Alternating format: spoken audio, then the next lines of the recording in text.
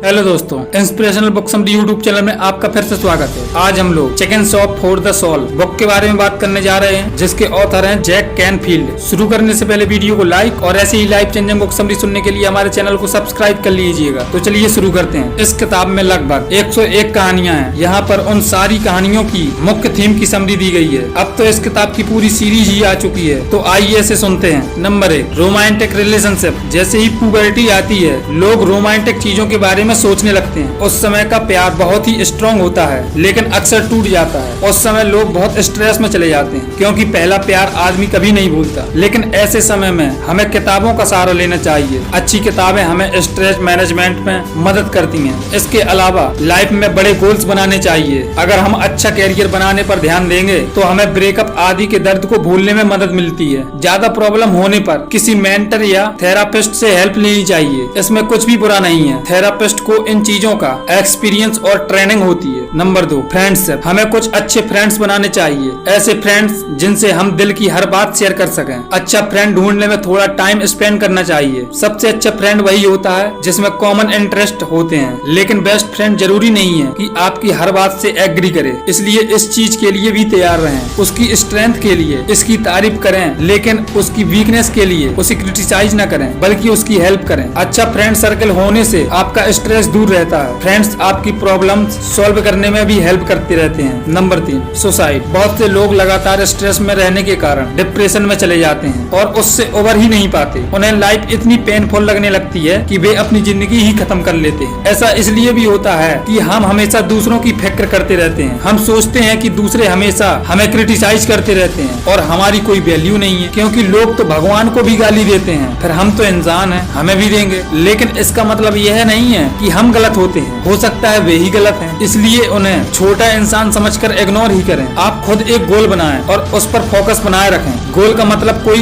Academic excellence आदि नहीं होना चाहिए, बल्कि यह सोचे कि आप समाज की अपने स्तर पर कैसे हेल्प कर सकते हैं। जैसे कहीं किसी झुग्गी में कोई बच्चा भूखा होगा, क्या आप उसके लिए 2 ब्रेड या बिस्किट का पैकेट दे सकते हैं? ऐसे गोल्स हमें आत्मविश्वास से भरते हैं और हमें सच्ची खुशी का भी एहसास करवाते हैं। गाड़ी बंगले के गोल असली गोल ही नहीं होते, वे सिर्फ हमारे स्ट्रेस का कारण बनते हैं। उनके लिए इंसान इतनी जिद कर रहा है कि जीना भी भूल जाता है। अगर आप किसी की हेल्प करते हो तो आपकी जिंदगी सफल है। फिर आप एग्जाम में फेल होकर भी फेल नहीं होंगे। आगे चलकर आप चैरिटी के लिए भी अपनी एनजीओ भी बना सकते हैं। चैरिटी के लिए कोई मार्क्स आदि मायने ही नहीं लगते, इसलिए अपने दिमाग से नेगेटिव विचार उखाड़ फेंकें और पॉजिटिव विचार भरें। Number 4, family dysfunction. कई बार टीनेजर्स की घर में नहीं बनती, लेकिन इसका कारण बायोलॉजिकल होता है। उस समय उनकी बॉडी में ज्यादा हार्मोन बन रहे होते हैं। इसकी वजह से मूड स्विंग्स, गुस्सा आना, तोड़ फोड़ के विचार आना आदि सामान्य है। यह न सोचे कि आप घर वालों की वजह से ऐसा कर रहे हैं, बल्कि यह सोचें कि आपकी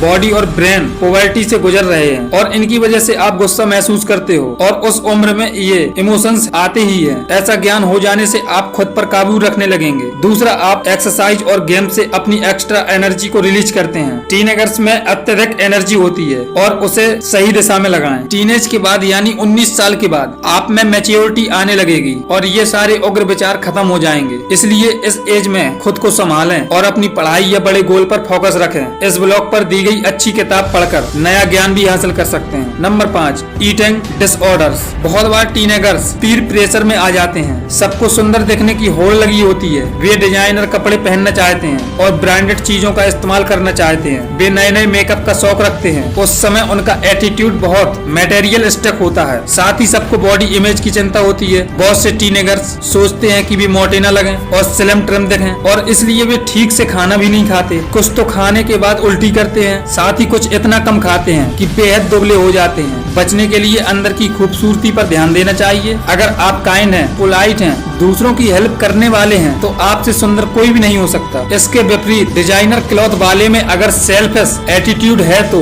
वह उसे देखने वाले की नजरों में बदसूरत बना देता है। इसलिए अपने अंदर वैल्यूज लाइए और खुद से प्यार करना शुरू कर दीजिए। आप जैसे हैं वैसे अच्छे हैं। ऐसी सोच रखने से आपको किसी भी मेकअप की जरूरत ही नहीं पड़ेगी। दुनिया को इम्प्रेस करने की आदत छोड़ दीजिए। Number 6, sexual education. युवावस्था युवावस्था में लड़कों में टेस्टोस्टेरोन और लड़कियों में एस्ट्रोजन नाम के हार्मोन्स बनना शुरू हो जाते हैं। इससे उनके मन में रोमांस के ख्याल भी आते हैं और कई बार वे सेक्सुअली एक्टिव हो जाते हैं। लेकिन बिना कंडोम या प्रोटेक्शन के सेक्स करने से एसटीडी सेक्सुअली ट्रांसमिटेड डिसीज होने का खतरा रहता है। कम से कम 12 एसटीडी आमतौर पर पाई जाती है। एड्स के बारे में तो सबको पता है, लेकिन इसके अलावा syphilis, gonorrhoea, chlamydia, cervical cancer आदि बहुत से एसटीडी भी हैं जिनसे बचना चाहिए। साथ ही इस उम्र में कैरियर बनाने का गोल रखना चाहिए। इससे आपका मन इधर उधर भटकने से बच जाता है। जॉब लगने के बाद एक अच्छा पार्टनर तलाश करके उसके साथ सपनों की दुनिया का निर्माण करेंगे तो ज्यादा बेहतर होगा। Number 7, drug addiction. बहुत बार पीर प्रेशर के चलते टीनेजर्स को तरह तरह की एडिक्शंस लगने का खतरा बना रहता है। शुरू में ये चीजें मस्ती मजाक में शुरू होती हैं, लेकिन धीरे धीरे उनकी आदत ही लग जाती है और फिर इन एडिक्शंस को छोड़ना बहुत मुश्किल होता है। इससे बॉडी और ब्रेन बर्बाद हो जाते हैं और जिंदगी तबाह हो जाती है। इसलिए हमेशा इन चीजों से बचें और पीर प्रेशर में भी ना आए। अक्सर आपके दोस्त ये चीजें बोलते हैं, तू कभी मर्द नहीं बन पाएगा, शराब पीना मर्दानगी की निशानी है, हम तुझे अपने